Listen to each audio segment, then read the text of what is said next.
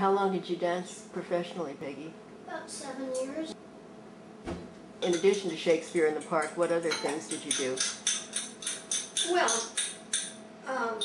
essentially I was with these two companies, and they performed mostly in New York at the Henry Street Playhouse, but also we went to Canada, we went up and down the East Coast, we went to Spoleto in Italy 1 year.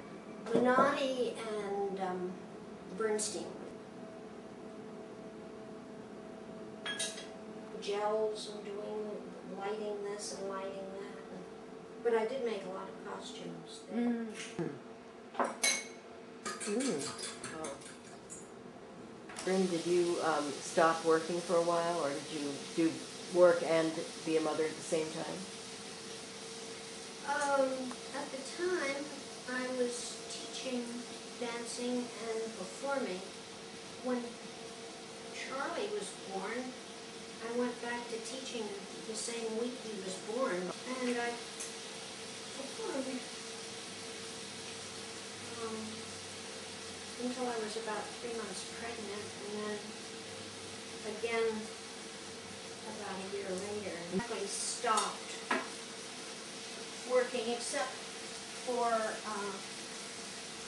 the first bit when we were down here, when I didn't really know what I wanted to do.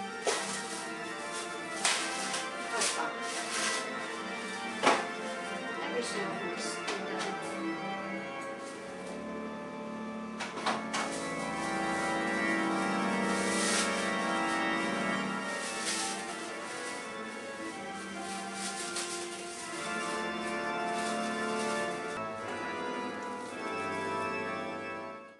And how did you end up going to Germany?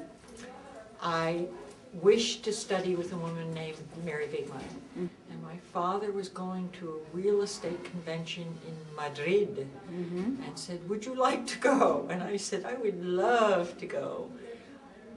Would it be possible for me to have my return ticket to use at a later date so I could go to Berlin and study with Mary Wigman?" And that's how I got there.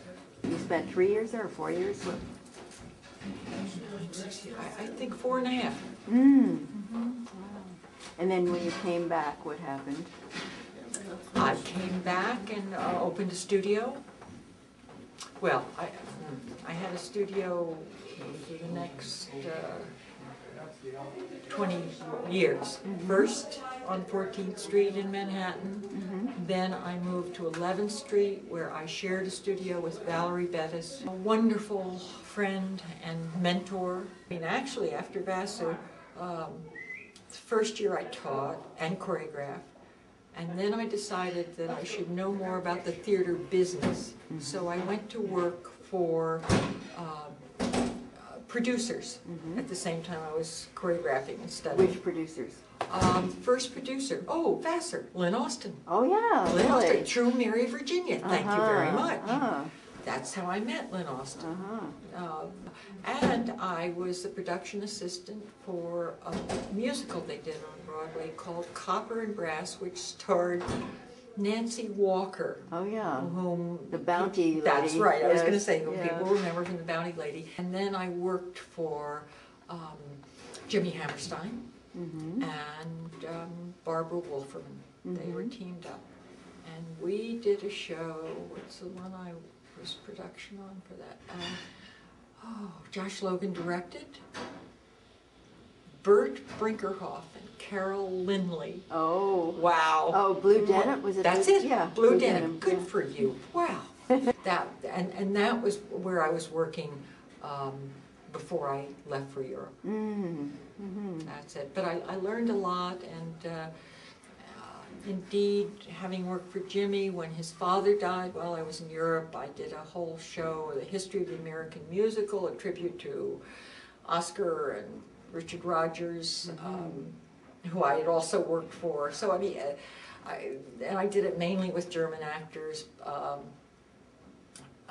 but some Americans. One of the Americans who was in that was Blythe Danner. Oh, really? Who was in Berlin at that time. I think her parents felt that she needed finishing of some sort. So she came to be finished in Berlin, and she has told me since that I saved her life by allowing her to perform at a time when she was supposed to be doing other things.